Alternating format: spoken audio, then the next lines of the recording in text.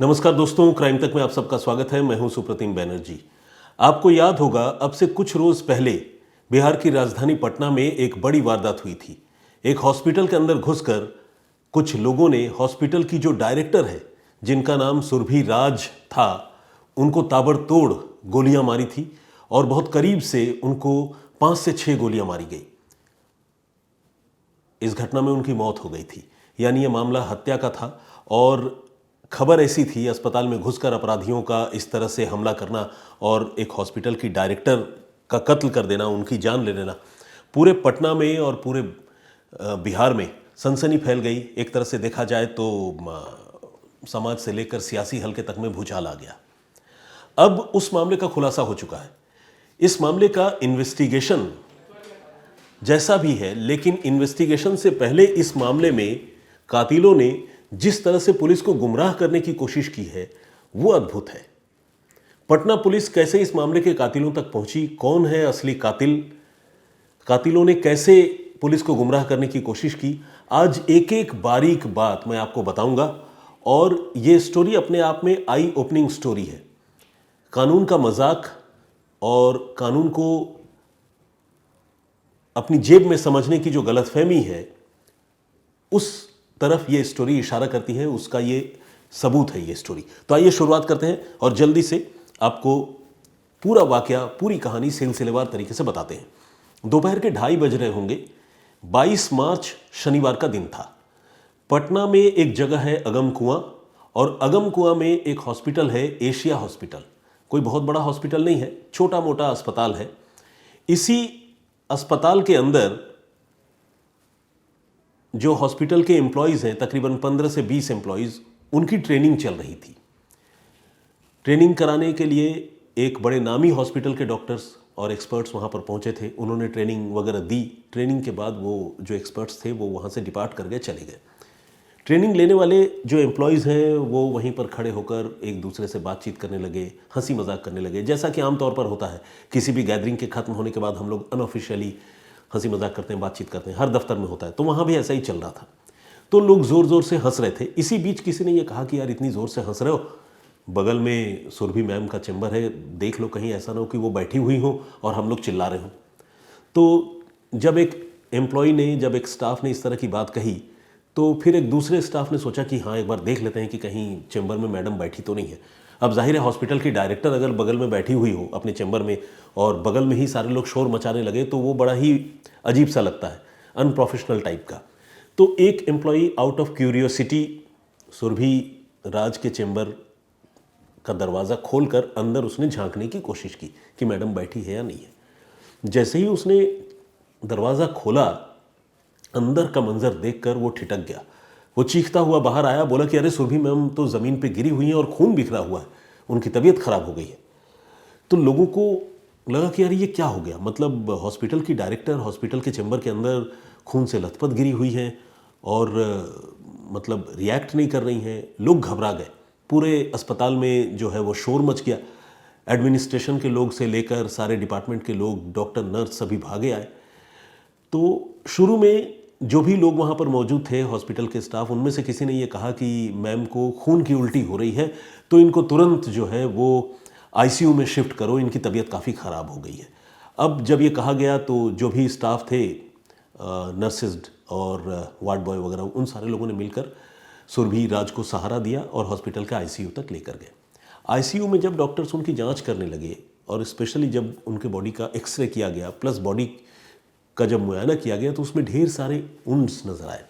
और ये मामूली वुंड्स नहीं थे, मामूली चोट नहीं थे, बल्कि गोलियों के निशान थे, जो जिस्म में पैवस्त होने के वक्त गोलियों के निशान जिस्म में छूट गए थे, छेद हो गए थे और उनसे ब्लड निकल रहा था। तो ये सीधा सीधा मामला जो है फायरिंग का था, अटेम्प्ट टू मर्डर का था। अटेम्प्ट टू मर्डर का इसलिए था क्योंकि तब तक सुरभि राज की सांसें चल रही थी, लेकिन उनकी हालत बहुत बिगड़ चुकी थी क्योंकि बहुत सारा ब्लड लॉस हो चुका था। और जिन बुलेट्स ने, जिन गोलियों ने शरीर को हिट किया था, उनमें से कई सारे बुलेट्स ऐसे थे जिन्होंने शरीर के अंदरूनी जो वाइटल ऑर्गन होते हैं, बहुत इंपॉर्टेंट बॉडी पार्ट्स, उनको ज़ख्मी कर दिया था, छलनी कर दिया था। तो उनकी ज़िंदगी पर बहुत बड़ा खतरा था। इस खतरे को देखते हुए वहाँ जो डॉक्टर्स थे उन्होंने कहा कि यहाँ तो ट्रीट नहीं हो सकता, इनको फ़ौरन किसी अच्छे हॉस्पिटल में शिफ्ट करना होगा। अपने ही अस्पताल से डॉक्टर सुरभि राज को किसी तरह से लोग लेकर गए पटना के एम्स, जिसकी दूरी तकरीबन 15 से 20 किलोमीटर के आसपास बताई जाती है। उनको एम्स ले जाया गया और वहाँ उनको बेटर मेडिकल अटेंशन के लिए जो है डॉक्टरों के हवाले किया गया। इधर अस्पताल के किसी स्टाफ ने हॉस्पिटल में जो सफाई कर्मी है, एक महिला, उसको फ़ोन किया और फ़ोन करके कहा कि मैडम को खून की उल्टी हो रही थी, तो उन्होंने अपने चेंबर में खून की उल्टी की है, बहुत सारा खून बिखरा हुआ है, तो एक बार प्लीज़ तुम चली आओ और आकर ज़रा सफाई कर दो, खून वगैरह साफ़ कर दो। वो महिला फर्स्ट हाफ में कामकाज निपटा के दोपहर को लंच के लिए अपने घर गई थी, सफाई कर्मी। उसको जब हॉस्पिटल से इस तरह का फ़ोन आया तो वो भी घबरा गई कि अरे मैडम को क्या हो गया, डायरेक्टर मैडम है, कोई मजाक नहीं है। तो वो भागी भागी आई सारा घर का कामकाज छोड़कर। उसने देखा कि वाकई मैडम के कमरे में खून ही खून है। तो उसने फिर बाल्टी ली, पोछा लिया और पूरे कमरे की अच्छी तरह से सफाई कर दी। सफाई करते करते उसको एक गोली का खोल भी मिला और वो जो लेडी थी सफाई कर्मी, वो इतनी मासूम, इतनी इनोसेंट कि उसको उस गोली के खोल को देखकर ये समझ में तक नहीं आया कि ये गोली का खोल जो है ये बेसिकली एम्प्टी कार्ट्रिज है, यानी बुलेट का जो पिछला हिस्सा है वो है। उसे ये समझ में ही नहीं आया। उसने उस गोली के खोल पे जो खून लगा हुआ था उसे भी अच्छी तरह से पोंछ दिया और उस खोल को बड़े करीने से सफाई से टेबल के ऊपर रख दिया। बाद में हॉस्पिटल के कुछ स्टाफ्स जो इस सारी चीज़ को सुपरवाइज़ कर रहे थे, उन्होंने उस महिला से बातचीत की तो महिला ने बताया कि सर ये देखिए एक टुकड़ा मिला है, पता नहीं क्या चीज़ है, तो मैंने तो यहाँ रख दिया था, आप ले लीजिए। तो उस सीनियर स्टाफ ने उस गोली के एम्प्टी कार्ट्रिज को अपने कब्जे में ले लिया, रिसीव कर लिया। इसके बाद इस तरह से देखा जाए तो जहाँ पर गोली चली जिस कमरे में, उस कमरे में खून के सारे धब्बे मिटा दिए गए, साफ़ कर दिए गए और एक तरह से सारे सबूत जो है वो मिटा दिए गए। उधर सुरभि राज को जैसा कि मैंने आपको बताया एम्स पहुंचा दिया गया था। एम्स में उनकी हालत बिगड़ी और उनकी जान चली गई। पता चला कि उनको 6 गोलियां मारी गई थी, जिनमें से शायद 5 उनके शरीर में लगी और कुछ गोलियां अंदर रह गई और कुछ एक शरीर को छेदती हुई बाहर भी निकल गई। तो एक तरह से देखा जाए तो सुरभि राज को गोलियों से छलनी कर दिया गया था, क्योंकि किसी भी डॉक्टर का चेंबर बहुत बड़ा तो होता नहीं है और बिल्कुल क्लोज रेंज से गोलियां मारी गई थी। अब पुलिस को इस घटना की जानकारी तकरीबन 2 घंटे बाद मिली, यानी 2:30 बजे की यह घटना है और पुलिस को जानकारी मिली शाम के 4:30 बजे। पुलिस मौके पर पहुंची और पुलिस मौके पर पहुंचने के बाद जब पुलिस ने सीन ऑफ क्राइम का हाल देखा तो पुलिस का दिमाग घूम गया। सीन ऑफ क्राइम को बिल्कुल धो पोंछ करके साफ कर दिया गया था, जबकि ये वो जगह होती है जिसको प्रिजर्व करना अल्टीमेट प्रायोरिटी है किसी भी क्राइम के इन्वेस्टिगेशन के लिए। और ये हर शहरी, हर नागरिक की भी जिम्मेदारी है कि वो सीन ऑफ क्राइम को किसी भी तरह से छेड़छाड़ न करे, डिस्टॉर्ट न करे। लेकिन यहाँ तो हॉस्पिटल के एडमिनिस्ट्रेशन ने, जो प्रोफेशनल लोग हैं, हॉस्पिटल है तो वहाँ पहले भी मरीज आते होंगे, किसी को चोट लगती होगी, कोई गोली का शिकार होकर ही आता होगा, तो उसके साथ डील करने का एक तरीका होता है। सीन ऑफ क्राइम को इस तरह से बिगाड़ा नहीं जाता। पुलिस जब पहुंची तो पुलिस ने देखा सीन ऑफ क्राइम पूरी तरह से बिगड़ा हुआ है। हॉस्पिटल के स्टाफ्स ने ही जो गोली के खोल बटोरे थे, 6 गोली के खोल पुलिस वालों के हवाले किए। पुलिस ने वो रिसीव किए। पुलिस खफा भी हुई, नाराज़ भी हुई और पुलिस ने इस मामले की जांच शुरू की। सबसे पहले पता किया कि भाई जिनको गोली लगी है और जिनकी मौत हो गई, सुरभि राज, उनके पति कहाँ हैं। तो पता चला कि उनके पति का नाम राकेश रोशन है। वो हॉस्पिटल में थोड़ी देर पहले तक थे जब सुरभि राज पर हमला हुआ, उसके थोड़ी देर पहले, लेकिन फिर वो हमले से कुछ देर पहले यहाँ से चले गए थे। अभी कहाँ हैं उनके बारे में नहीं पता है। तब तक सुरभि राज के जो पिता हैं वो भी आ गए। उन्होंने ये बताया कि मुझे मेरे दामाद राकेश रोशन ने फ़ोन किया था और ये बताया था कि आपकी बेटी जो है वो गिर गई है, उनको चोट आई है।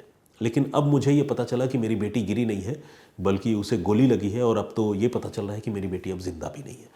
तो दामाद राकेश रोशन ने अपने ससुर को सही बात नहीं बताई। अच्छा, ये हो सकता है कि शायद दामाद को ये लग रहा हो कि ससुर को अगर मैं बता दूंगा एक बार में ही कि आपकी बेटी को कोई मर्डर करके चला गया हॉस्पिटल के अंदर, तो शायद वो घबरा जाए, बुजुर्ग आदमी है। तो इसलिए हो सकता है एहतियातन राकेश रोशन ने ये बातें अपने ससुर को न बताई हो। तो ये भी एक पहलू है। लेकिन जब पुलिस इस मामले की जांच करने लगी तो जैसा कि मैंने आपको बताया कि सीन ऑफ क्राइम से पुलिस को ज़्यादा तो लीड नहीं मिले, बल्कि सीन ऑफ क्राइम को बिगाड़ने के सबूत मिले। सीसीटीवी कैमरों की पुलिस जांच करने लगी तो पुलिस ये हैरान हुई देखकर कि हॉस्पिटल के आधे से ज़्यादा सीसीटीवी कैमरे जो है उस वक्त काम नहीं कर रहे थे, डिफंक्ट थे। एक आध कैमरा कहीं काम कर रहा था आउटर पोर्शन में बाहर की तरफ। पुलिस को यहाँ पर भी एक झटका सा लगा। पुलिस को समझ में नहीं आया कि ऐसा कैसे हो सकता है कि सीसीटीवी कैमरे भी खराब हो, खून के सारे धब्बे मिटा दिए जाएं, बगल के कमरे में ट्रेनिंग चल रही हो जहाँ 15 से 20 लोग मौजूद हो, वहाँ कोई 6-6 गोलियाँ चलने की आवाज़ न सुन पाए, यहाँ तक कि कोई कातिल को आता हुआ भी न देखे, कोई हॉस्पिटल से कातिलों को बाहर जाता हुआ भी न देखे। ऐसा कैसे हो सकता है? तो पुलिस के लिए ये एक दिमाग घुमाने वाला केस था। पुलिस को समझ में नहीं आ रहा था कि शुरुआत कहाँ से करे। लेकिन सीसीटीवी फुटेज को पुलिस एग्जामिन करना चाहती थी। खराब थे कैमरे। जो कैमरा ठीक था, पुलिस ने बाहर लगे हुए एक आध कैमरे के सीसीटीवी फुटेज जो है वो गैदर किए, और पुलिस को इस सीसीटीवी फुटेज में एक संदिग्ध आदमी नजर आया जिसने कैप पहन रखी थी। और इत्तेफाक से पुलिस ने जब मौका वारदात का मुआयना किया सुरभिराज के कमरे का, तो उनके कमरे से पुलिस को एक कैप मिली थी। अब पुलिस ये देखने लगी कि जो कैप उन्होंने रिकवर किया है, क्या यही कैप उस आदमी ने भी पहन रखा था जो सीसीटीवी कैमरे में नजर आ रहा है। पुलिस ने जब दोनों का मिलान कराया तो ये कैप जो है वो आइडेंटिकल था, यानी बिल्कुल मिलता जुलता था। अब पुलिस कन्विंस्ड हो गई कि ये कैप जो है वो कातिल का ही हो सकता है, या उसी आदमी का हो सकता है। बेशक वो कातिल हो ना हो, लेकिन वो सुरभिराज से मिलने के लिए आया था उनके चैम्बर में, और बाहर सीसीटीवी कैमरे में भी उसकी तस्वीरें कैद हुई हैं। प्लस उनके कमरे में एक शराब की बोतल भी मिली। अब ये शराब की बोतल किसकी थी? सुरभिराज ने खुद अपने लिए मंगवाई थी, अपने दोस्तों के लिए मंगवाई थी, कोई वहाँ लेकर आया था, ये नहीं पता, लेकिन शराब की बोतल उनके कमरे में मिली। तो ये सारे एविडेंस पुलिस गैदर कर रही थी, और मैं तो ये कहूँगा कि एविडेंस कम थे, एविडेंस मिटाए जाने के एविडेंस ज़्यादा थे। अब इस मामले में पुलिस उनके पति को ट्रैक करने लगी और पति के बारे में जानकारी जुटाने लगी। तो पति के बारे में जब जानकारी जुटाई तो कुछ और शॉकिंग इन्फॉर्मेशन पुलिस के हाथ लगे। पुलिस को ये पता चला कि राकेश रोशन नाम का ये जो आदमी है, उसने सुरभिराज से लव मैरिज की थी, और लव मैरिज के बाद उन्हें 2 बच्चे भी हैं। राकेश रोशन अब से कुछ समय पहले तक एक किसी दूसरे हॉस्पिटल में क्लास 4th का एम्प्लॉय था, यानी सफाई कर्मी कह ले या वार्ड बॉय कह ले, इस तरह का वो स्मॉल जॉब, छोटा काम करता था। काम हालांकि कोई भी छोटा नहीं होता, लेकिन मतलब जिसे कहते हैं ना, हाई पेड जॉब नहीं था, मोटी सैलरी वाला जॉब नहीं था। तो क्लास 4th एम्प्लॉय था।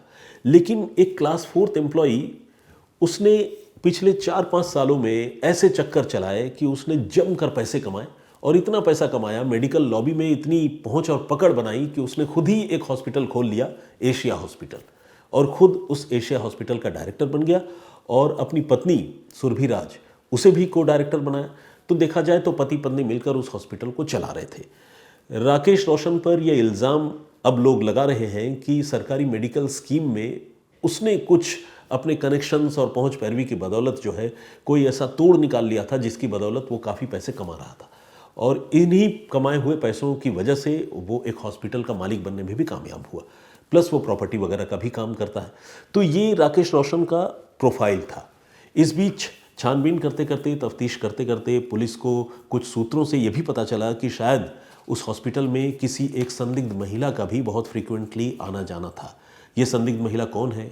क्या वो सुरभिराज की दोस्त है, जानने वाली है, या राकेश रोशन की करीबी है? पुलिस अभी इन चीज़ों की पड़ताल कर रही थी। लेकिन शक की सुई लगातार इस मामले में राकेश रोशन पर ही घूम रही थी। तो पुलिस ने राकेश रोशन को इंटरसेप्ट करना शुरू किया, क्योंकि वो गायब भी था। और आखिरकार 3 दिनों के बाद, शनिवार की यह घटना थी और आज मंगलवार है, पुलिस ने राकेश रोशन को गिरफ्तार कर लिया अपने पत्नी के कत्ल के इल्ज़ाम में। साथ ही राकेश रोशन के पुलिस ने राकेश के भाई को भी गिरफ्तार किया है, और उसी हॉस्पिटल के 3 स्टाफ को गिरफ्तार किया है जिन लोगों ने सबूत मिटाने में राकेश रोशन और उसके भाई की मदद की। इनमें एक सफाई कर्मी भी शामिल है।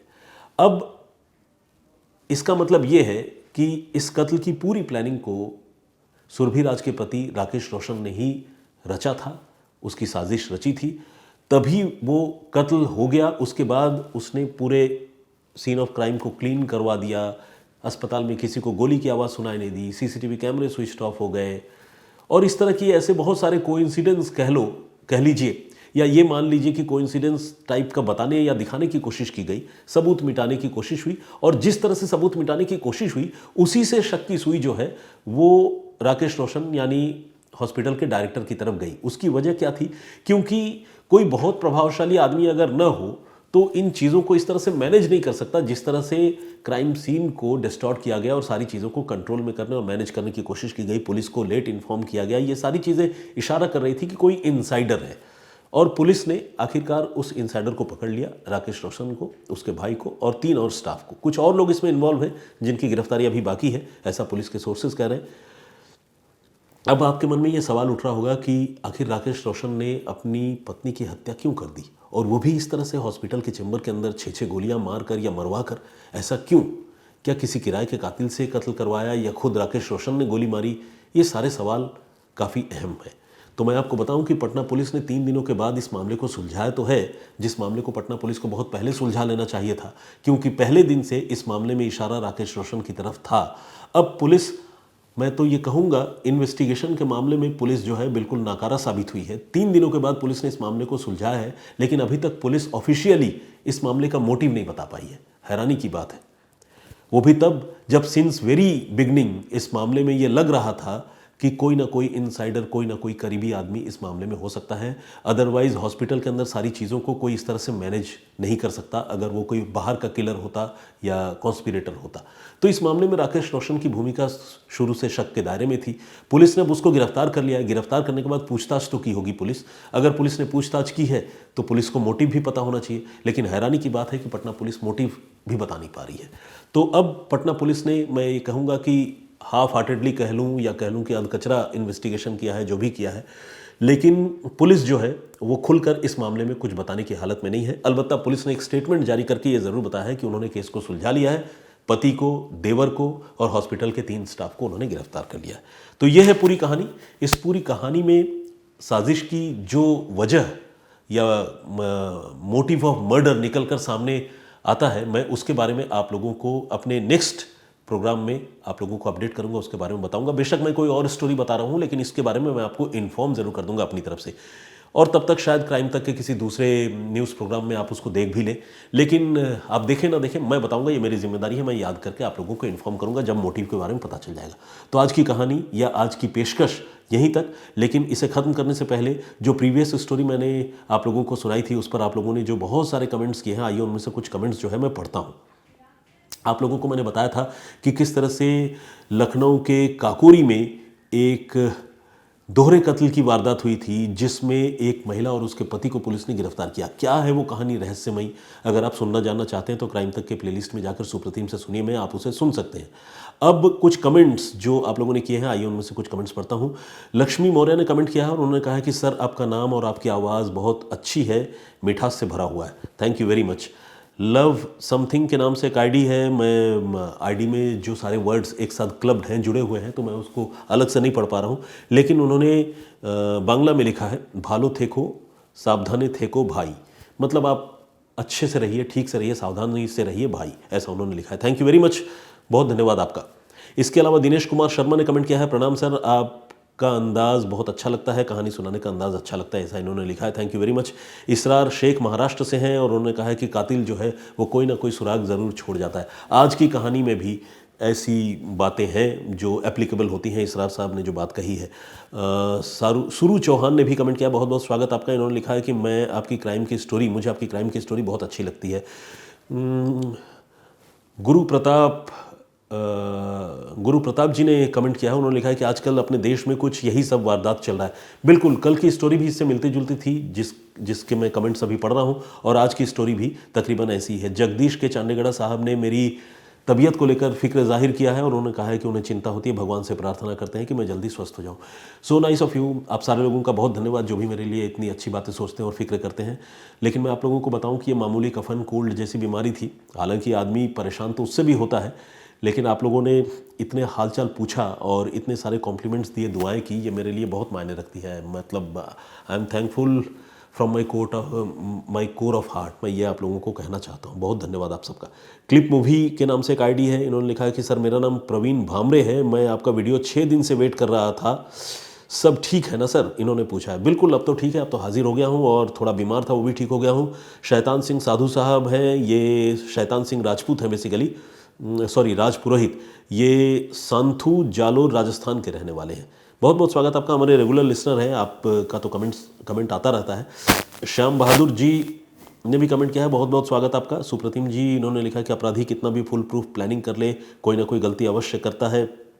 सुब्रतो मुखर्जी ने भी कमेंट किया है, उन्होंने कहा है कि सुप्रतिम दा, आपको रेगुलर सुनने को जी करता है। मैं रेगुलर ऐसे मुझे भी आने को जी करता है और मैं स्टोरीज़ रिकॉर्ड करता हूँ। कभी कभी थोड़ा मिस हो जाता है, क्योंकि आपको बताऊं कि इसके अलावा और भी जिम्मेदारियां हैं। मैं मतलब टीवी के लिए भी काम करता हूं, वो शो जो है वारदात, उसमें मेरा कुछ कंट्रीब्यूशन रहता है। विशाल यादव जी ने भी कमेंट किया है, बहुत बहुत स्वागत आपका। ओवरऑल डेवलपमेंट के नाम से एक आईडी है, इनका नाम है पीयूष कुमार पांडे बलिया से। इन्होंने आदरणीय चरण स्पर्श लिखा है। बहुत खुश रहिए आप और बहुत तरक्की करें, मेरी प्रार्थना है आपके लिए भगवान से। और चूँकि आपने चरण स्पर्श लिखा है तो जाहिर है उम्र में मैं आपसे थोड़ा बड़ा भी होऊंगा, तो मेरे बेस्ट विशेस और मेरे ब्लेसिंग्स भी आपके लिए हैं। मोहम्मद खान ने भी कमेंट किया है, बहुत बहुत स्वागत आपका, बहुत धन्यवाद। अनादि क्रिएट्स के नाम से yoga with Vikas regular listener है हमारे। तनवीर अहमद साहब हैं और इन्होंने भी कमेंट किया है, बहुत धन्यवाद तनवीर साहब। कमलजीत कौर ने कमेंट किया है, बहुत बहुत धन्यवाद। भास्कर अरगड़े कोल्हापुर से हैं। मधुर मिश्रा जी हैं और मनमोहन समथिंग है, मतलब समथिंग इसलिए बोल रहा हूँ क्योंकि सरनेम जो है नाम के साथ चूंकि एक साथ लगा हुआ रहता तो इसीलिए पढ़ नहीं पाता हूँ, लेकिन मनमोहन जी हैं, मतलब इतना मैंने पढ़ा उनका नाम। जिशान क्रिएशन ऑफिशियल के नाम से एक आईडी है। चंदन कुमार जी हैं और अनु वर्जरी, इन्होंने भी कमेंट किया है। Thank you very much. और भी बहुत सारे लोगों ने कमेंट्स किया है। सारे लोगों के नाम और कमेंट्स एक दिन में पढ़ना संभव नहीं है। आप सबसे गुजारिश है कि आज की स्टोरी पर अपनी राय ज़रूर दें, अपना कमेंट ज़रूर लिखें। मैं कोशिश करूंगा कि कल कुछ कमेंट्स पढ़ूँ, आप लोगों के सवालों का जवाब दूँ। फिलहाल मुझे इजाज़त दीजिए, अपना बहुत ख्याल रखिए, सुरक्षित रहिए। जय हिंद, जय भारत।